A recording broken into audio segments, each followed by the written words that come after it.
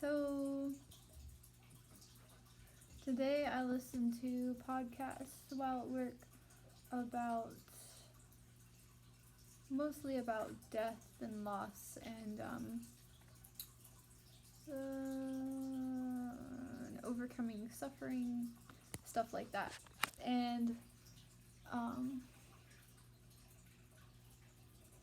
and they were good. Today was kind of like, I think part of it's because I didn't have caffeinated tea, and part of it's just because I'm tired, and part of it's also because I'm forlorn, and I don't know, and then I got a headache, I think because I didn't drink my caffeinated tea. I drank lemon ginger tea, and it was so, but then I wanted to drink my caffeinated tea, but then Daniel made a pot of coffee. I guess I could have tried a pot of coffee. Could have poured myself a cup of coffee. I don't know if I need to start into that though. And I didn't get to make tea. I guess I still could have found a way. I could have microwaved some water. But I was ready to drink more tea today, and I didn't get to drink more tea. I only drank 1 cup of tea, and it wasn't my caffeinated tea. It was boring tea. So one thing that I didn't take Post-it notes today because I forgot to stick them in my pocket, and I wasn't going to walk all the way back to my bag to get my Post-it notes to write Post-its. And I thought, well, the most important thing isn't for me to write down what I hear, but to continue to learn and hear things regardless of if they get written down or not, to keep my mind and mental health refreshed and on the right track. So I don't really remember much of what I listened to, but it was good stuff. A lot of Eckhart Tolle. So I listened to Eckhart Tolle talking about death and loss and suffering, and then I listened to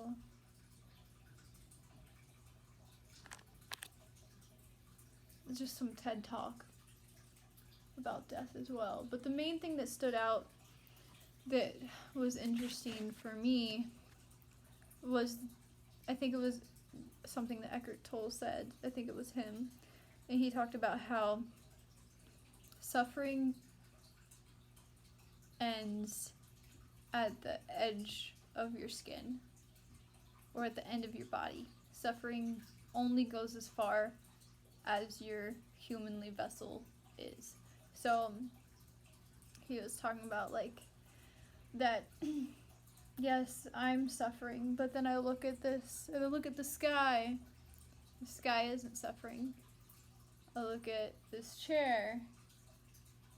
The arm of the chair isn't suffering. But then I look at this dog. Okay, a dog looks like he kind of could be in better health. But so the edge of my suffering is entirely contained within my body, at least to some extent. And then I could go into delving into all about universal consciousness and whatnot and explore that idea, and that really it's all outside of me anyways. I was talking to EJ about some of that stuff yesterday, about the idea that what I've heard is that do you remember where you heard that idea, babe, that the soul is attached to a body? No. Okay, well, we heard it somewhere, that the concept that a soul is not within a body, but the soul is actually attached to a body. And so, like, the soul is outside of the body, and then EJ was talking about how thoughts and strong emotions and stuff can linger in a place, and how that can be like residual thoughts or residual energy stuck in that place. He didn't use the word energy. I'm using the word energy because that's, I guess, what makes sense for me right now. So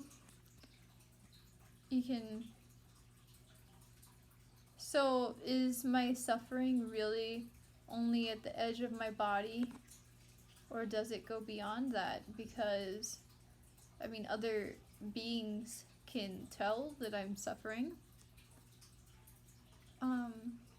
Mowgli just stares at me like, hey,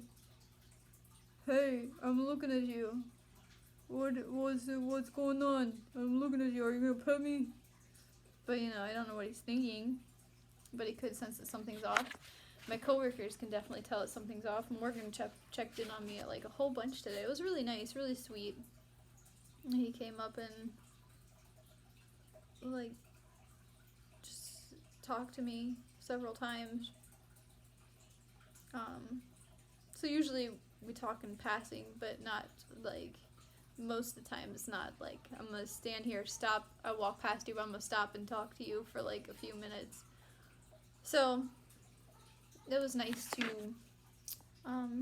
have someone want to pay attention and notice and care, even if he didn't directly. He did say that I heard your guinea pig passed, so I mean he clearly knows. But then he he went and jumped in the dumpster and got a plant out of the trash for me, because we were talking about the jojoba plant. That's what they dug up. And he's like, I'll get it for you. Aw, okay, go get it. That's nice. Thanks, Morgan. And then he stopped and asked if I needed a ride as well while I was waiting for Brandon. So there's just he just was giving me a lot of nice attention, and that was really thoughtful and really sweet. And so it's like my energy, my suffering, he may not be suffering. Well, actually, he said he is suffering because he's going through a lot of stress with buying a house. And not being able to communicate with the people because him and his wife are at work.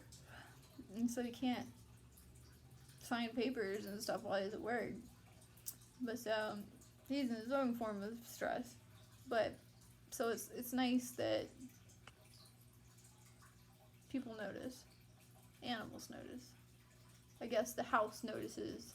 The house probably has a different vibe because Polka's gone and there's so much sadness that I'm exuding into the house. So I've probably changed the energy of the house. So I wonder, because I like the idea that suffering ends at the edge of my body. But then again, is it entirely true? I don't know. What do you think, Brandon? About your suffering ends at the skin thing? Yeah. Were you listening to what I was saying? Yeah. I think there's many layers to it. I think that your mental suffering, physical suffering may be skin deep. However, the energy that you produce may, in turn, affect others who are receptive to it, in which case that energy could then affect their mood, and if your energy affects their mood can then affect you back, and therefore your energy could then be returned back to you. True. In which case it's the sadness or hurt then isn't necessarily skin deep, just your own is if you're not careful as to how you're exuding it. Okay. Thanks for your input. And then Kefren sent me an interesting clip. There's some show called Midnight Gospel on Netflix. And it's like super metaphysical, deep, real, like, existential stuff. But it's a cartoon. It's like animated like Adventure Time or Hilda. So I might watch some of that because the little clip that he sent me was nice. It made a lot of sense. It was helpful, and then the characters were crying and they're in outer space or something. Their tears are like floating away from their face. It was just really, really beautifully done and could be really helpful if I ever, I guess. Alright, here we go. I gotta add another thing to the list, because if it's a show that's good for mental health stuff, I'll have to give it a shot. But I mean, I don't really sit down in front of the TV and watch much stuff, unless sometimes I put on Chills. That's pretty much like the only thing I sit down and watch if I'm home alone. Home alone, babe. If I'm home by myself. Oh, if you're home by yourself. Yeah, like I'll be like, all right, time for me to catch up on Chills while I eat my salad. Well, sometimes you put on music. Yeah, that's true, but usually I'm not watching the music videos that much. You watched Beyonce's movie. I didn't finish it. That's true. I haven't But you finished did put it. it on. I did put it on, and I watched like 10 minutes, maybe not even. So, but if this show, Midnight Gospel, is indeed got good insight and a mental health kind of awareness kind of thing, he suggested it, saying that it would help. He said it'll help. So, I mean, that's a pretty vague statement, but I mean, different things help different people, but you never know. I'm willing to give most anything a shot. So, maybe, instead of reading some days, maybe I can put on the Midnight Gospel episode and then have gospel in my living room. I don't think it's really gospel, guys. I mean, if it were, that'd be completely fine. Oh, Brandon got me this beautiful necklace.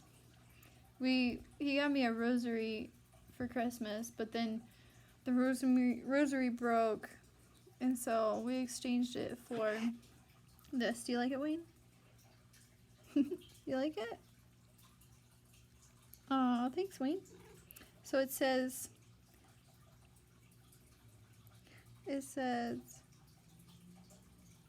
Our Lady of Tears, pray for us. So I was looking at all of them, and I thought I'd want a crucifix. I originally wanted a rosary, and I know you're not supposed to wear rosaries around your neck, but I really like the idea of wearing a rosary. But then I got a rosary for Christmas, and I wore it around my neck, and then so serves me right that it would break. But it was poorly wire wrapped, and so it just wasn't meant for, much of anything besides being held in your hand and put in a box, and that's about it. But so I was looking at the crucifixes, and none of the crucifixes really spoke to me, and there were a few Mother Marys that spoke to me.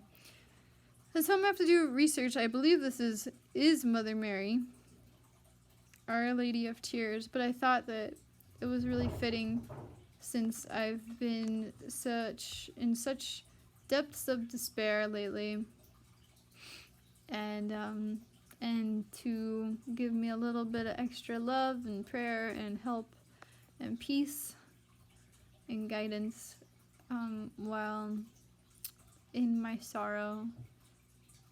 Because Mary cried when Jesus died. Mary's wept a lot. So if it is indeed Mary, I have to do more research on specifically the meaning of this one. But I thought it was really fitting, and it reminds me of Pocahontas. And it brings me a little bit of comfort. Because if you watch these, if you know me at all, you know I cry a lot. I can't help it. I just have an emotional entity within this. Maybe the entity itself ain't emotional. I think it is, though. I think I'm pretty empathetic. But it could just be all my conditioning and my human body and my emotions within me. So maybe the spirit inside me ain't emotional at all. Maybe I'm just super chill. Either way. Thank you, Brenda, for the necklace. You're welcome.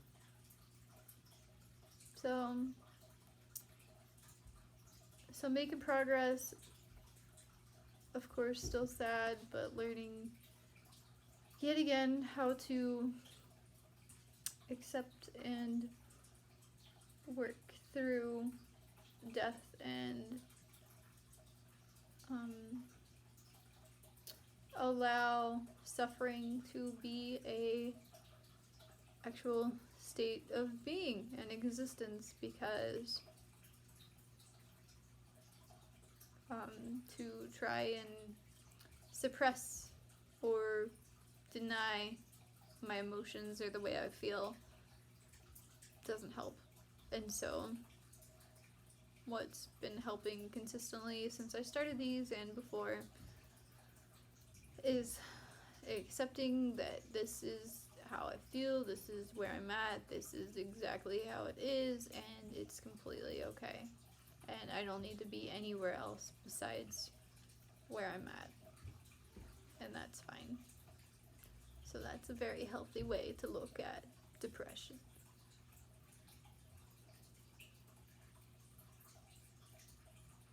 Mowgli's being cute on the floor. Mowgli, why are you laying on the floor? Mowgli, Mowgli! It's your Mowgli, Mowgli, Mowgli! Mowgli, are you missing Pocahontas? Do you ever see him lay and sleep on the floor, babe? Right by Poca's house? Yeah. By Lying Poca's. next to Poca's house? Yeah, No. me neither. Where is he? He's just laying right by the closet next to her house. How do you know? I see him. Oh, you sit on the floor.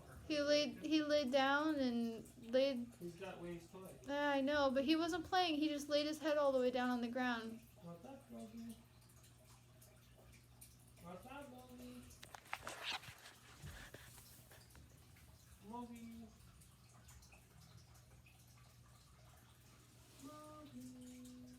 Mowgli. Mowgli, you're so cute. Come on. Come on over.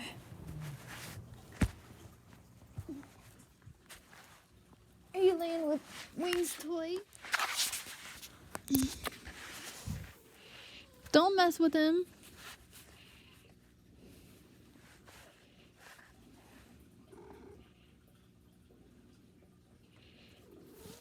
What? What, Wayne? Mowgli, what you thinking about, buddy?